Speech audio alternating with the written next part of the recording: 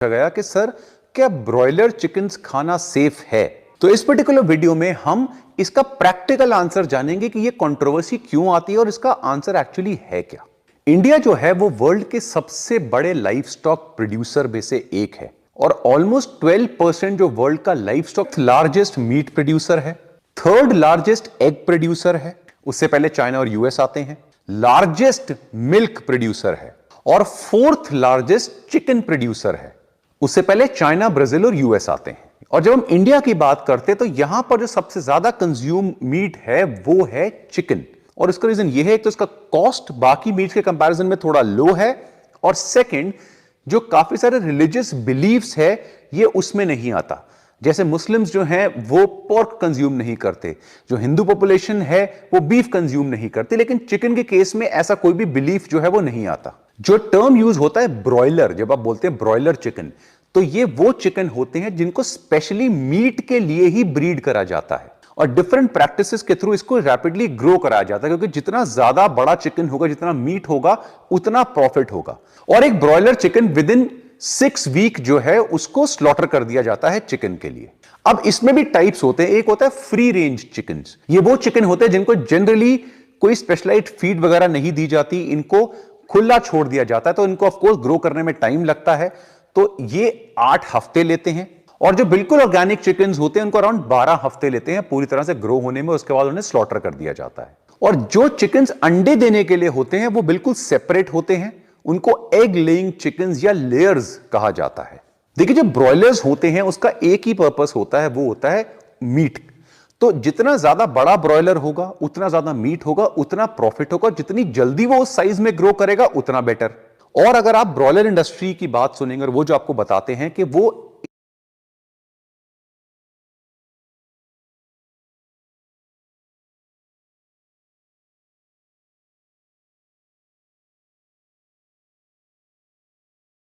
Inject नहीं करते हैं इनको ग्रो करने के लिए। और अगर आप एक्चुअली में स्टडी करें तो यह बात बिल्कुल सही है। इन चिकन्स के अंदर कोई ग्रोथ हार्मोन्स या स्टेरॉइड्स नहीं दिए जाते हैं इनको ग्रो करने के लिए, क्योंकि वो इतने कॉस्ट इफेक्टिव ही नहीं होंगे कि एक चिकन में उन्होंने ग्रोथ हार्मोन्स ऐड कर दिए। तो ग्रोथ हार्मोन्स और स्टेरॉइड्स वगैरह तो वैसे भी वर्ल्ड ओवर इंक्लूडिंग इंडिया में टोटली बैंड है और ना वो देते हैं और ना उनको जरूरत पड़ती है, जैसे मैंने स्टडी किया। लेकिन इसके कुछ मेथड्स होते हैं जो ओवर द ईयर्स यूज किए गए हैं, जिससे जो ब्रॉयलर चिकन्स आज की डेट में मिल रहे हैं आपको मार्केट में, वो आज से 100 साल पहले के कंपैरिजन में काफी बड़े हैं। तो उसका एक रीजन तो ये है कि ओवर द डिकेड्स जो बड़ी साइज की बर्ड्स थी उनको दूसरी बड़ी साइज की बर्ड से मेट कराया गया, तो जो उनके बच्चे पैदा हुए वो धीरे धीरे बड़े साइज के हुए, तो इस तरह उनकी पॉपुलेशन बढ़ने लगी और इनको फिर प्रेफर करा जाने लगा ब्रॉयलर्स को ग्रो करने के लिए। तो ये जो पूरी पॉपुलेशन बोल सकते हैं ब्रॉयलर्स की, थोड़ी सी डिफरेंट पॉपुलेशन है because of meeting practices. Second तरीका होता है ओवर फीडिंग। मुझे याद है कि एक बार मैं जब नेशनल डिफेंस एकेडमी में था तो हमारी एक विजिट होती है, जो वेंकीज, आपने नाम सुना होगा, बड़ी फेमस कंपनी है, तो उनकी जो फैक्ट्री है वहां पे हमारी विजिट होती है। वो दिखाते हैं कि इस तरह से एग्स ले किए जाते हैं, इस तरह से ब्रॉयलर्स होते हैं, बहुत सारी चीजें हमें दिखाई जाती हैं। तो वहां पे मैंने देखा एक केज के अंदर ऐसे ब्रॉयलर जो बहुत मोटे मोटे चिकन होते हैं वो घूम रहे थे, लेकिन बड़ा रिस्ट्रिक्टेड मूवमेंट थी। तो मैंने उनको बोला कि ये ऐसा क्यों है कि आपने ये फीड भी कर रहे हैं, खा पी रहे हैं, लेकिन इतनी सी जगह पे ही इनको रिस्ट्रिक्ट करा हुआ। उन्होंने बोला ताकि इसकी जो एनर्जी है वो कम से कम वेस्ट हो, उसकी मूवमेंट जितनी लिमिटेड होगी उतनी कम एनर्जी वेस्ट होगी, और जो फीड है वो बहुत हैवी होती है तो उससे बहुत जल्दी वो ग्रो करने लगता है चिकन। तो अगर ये सारी चीजें इस तरह से हो रही हैं, जिसमें एक पार्ट तो बिल्कुल नेचुरल है कि उनको फीड कराया जा रहा है, वो ग्रो हो रहे हैं, कोई हार्मोन्स नहीं है, कोई स्टेरॉइड्स नहीं है, तो फिर क्या कंट्रोवर्सी आती है? देखिए कंट्रोवर्सी आती है एंटीबायोटिक्स को लेके।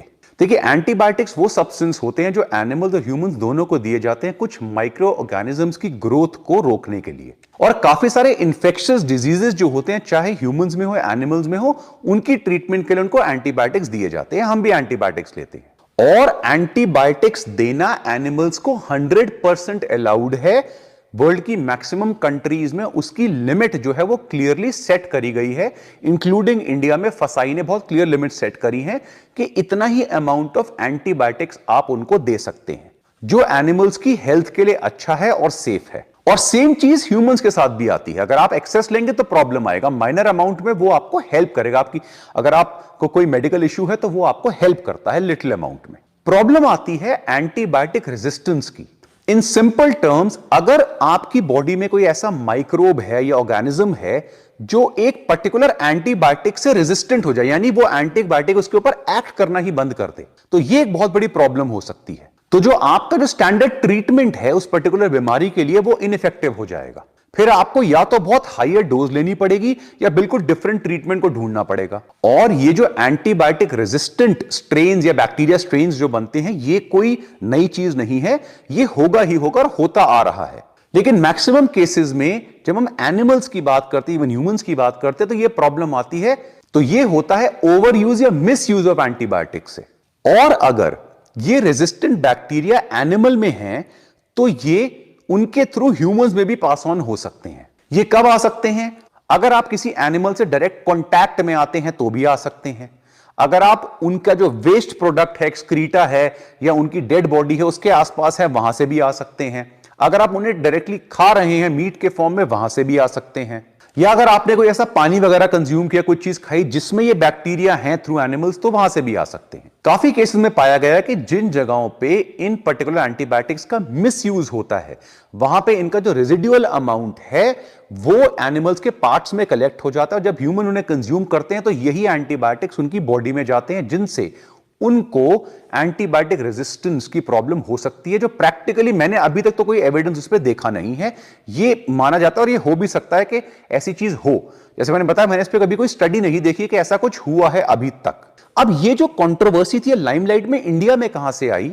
जो centre of science and environment है, एक हमारा बहुत फेमस ग्रुप है, ये बहुत अच्छी स्टडीज करता है। इसने एक स्टडीज करी इंडिया में चिकन्स के ऊपर, और इन्होंने 70 चिकन सैंपल्स लिए और उनको एंटीबायोटिक्स के लिए टेस्ट करा। और इन्होंने देखा कि ऑलमोस्ट 40% जो चिकन थे उनके अंदर एंटीबायोटिक रेजिड्यू पाया गया। लेकिन इस पर्टिकुलर स्टडी को जब पोल्ट्री फार्मर्स ने या उनके एक्सपर्ट्स ने एनालाइज करा, तो उन्होंने बड़ी क्लियर स्टेटमेंट दी जो बिल्कुल सही थी। देखिए, हम हर चीज में एक इंडस्ट्री के अगेंस्ट टर्न नहीं हो सकते अगर उनकी फाइंडिंग्स बिल्कुल वही हैं जो वो बता रहे हैं। उन्होंने बताया कि जो गवर्नमेंट ने एंटीबायोटिक्स की लिमिट सेट करी है, इन स्टडीज में किसी भी चिकन के अंदर उससे ऊपर लिमिट्स नहीं निकल कर आई। उनके अंदर एंटीबायोटिक इसलिए मिला क्योंकि उनको एंटीबायोटिक दिए जाते हैं, हर चिकन को दिए जाते हैं बीमारी के टाइम पे। तो अगर आप उन चिकन्स को दे रहे हैं और उनके अंदर एंटीबायोटिक का थोड़ा रेजिड्यू मिल रहा है, इसका मतलब यह नहीं है कि उससे ह्यूमंस को प्रॉब्लम होगी। क्यों, मैं आगे बताता हूं। तो उन्होंने देखा कि ये जो स्केयर है, ये स्केयर जबरदस्ती का फैलाया जा रहा है। इन स्टडीज में सारे चिकन्स के अंदर एंटीबायोटिक का जो अमाउंट था वो बिल्कुल विद इन लिमिट्स था जो गवर्नमेंट ने सेट करा है। प्लस उन्होंने ये भी बताया कि इन एंटीबायोटिक्स में हमारा कोई रोल नहीं होता, ये गवर्नमेंट स्पेसिफाइड जो वेटरनरी डॉक्टर्स हैं वो ही देते हैं, और एक्सेस में देने से उनको कोई स्पेशल फायदा नहीं होगा अगर वो चिकन को एक्सेस में देंगे तो। ऑल्सो एक और चीज उन्होंने बताई और बड़ी अच्छी चीज निकल कर आई कि इंडियंस जो है उनको सबसे सेफ मीट ईटर माना जाता है। और वो क्यों माना जाता है? क्योंकि इंडियंस की जो कुकिंग प्रैक्टिसेस हैं वो बहुत अच्छी हैं। हम चिकन को फॉर एग्जांपल अपने कढ़ाई में या कुकर में प्रॉपर्ली उसे कुक करते हैं। तो जब इतनी हीट होती है तो मैक्सिमम जो एंटीबायोटिक्स होते हैं वो डीनेचर हो जाते हैं, उनका इफेक्ट खत्म हो जाता है अगर थोड़ा बहुत रेजिड्यू भी हो। सेकंड, जो हमारे चिकन वगैरह के अंदर हम स्पाइसेस ऐड करते हैं, जो हर्ब्स वगैरह ऐड करते हैं, वो भी इन एंटीबायोटिक्स के इफेक्ट को खत्म करने में बहुत मेजर रोल प्ले करते हैं। अब इसे जो ओवरऑल जो वर्डिक्ट निकल कर आया, उसमें कहीं पर भी यह नहीं बोला गया कि आप ब्रॉयलर चिकन कंज्यूम नहीं कर सकते, क्योंकि एज ऑफ नाउ कोई भी ऐसा ह्यूमन एविडेंस नहीं है कि ब्रॉयलर चिकन खाने से किसी में ऐसी प्रॉब्लम देखी गई हो। अगर आप चिकन कंज्यूम करते हैं, जो ऑफकोर्स ब्रॉयलर चिकन कंज्यूम करते हैं, और अगर आपको डर है, तो इसमें दो चीजें आप कर सकते हैं। या तो आप ऑर्गेनिक चिकन की तरफ शिफ्ट कर जाइए। अब वो थोड़ा सा मुश्किल है क्योंकि मैक्सिमम केसेस में ऑर्गेनिक चिकन आपको मिलेगा कहां यही नहीं पता, उसका कॉस्ट भी थोड़ा ज्यादा होता है, इनफैक्ट काफी ज्यादा होता है, और हर एक के पास ऑर्गेनिक चिकन की अवेलेबिलिटी ही नहीं होती। बहुत मुश्किल है कि आपको कहीं पर ऑर्गेनिक चिकन मिले। सेकंड तरीका होता है कि आप चिकन कंज्यूम करिए, लेकिन बहुत ह्यूज अमाउंट में मत करिए, उसको लिमिटेड अमाउंट में करिए जैसे आप बाकी खाना खाते हैं। और यह चीज तो मैं हर एक के लिए बोलता हूं। आप कोई भी खाना कंज्यूम करते हैं, अगर आप उसमें मॉडरेशन में कंज्यूम कर रहे हैं, फिर आपको कोई प्रॉब्लम नहीं होगा। प्रॉब्लम एक्सेस में हो सकती है। अब वो एक्सेस की डेफिनेशन भी हर एक के हिसाब से है कि भाई कोई इंसान कितना अमाउंट कंज्यूम कर रहा है। लेकिन पर्सनली अगर मैं अपनी बात करूं यार, मैंने कोई स्टडी एविडेंस देखा तो अभी तक मुझे ऐसा कोई एविडेंस नहीं मिला कि किसी ह्यूमन में ऐसा कोई प्रॉब्लम निकलकर आई हो कि उसको एंटीबायोटिक रेजिस्टेंस डेवलप हुई हो because of eating chicken. Practically nothing. Hypothesis है कि शायद हो सके, लेकिन अगेन ऐसा कोई एविडेंस नहीं है।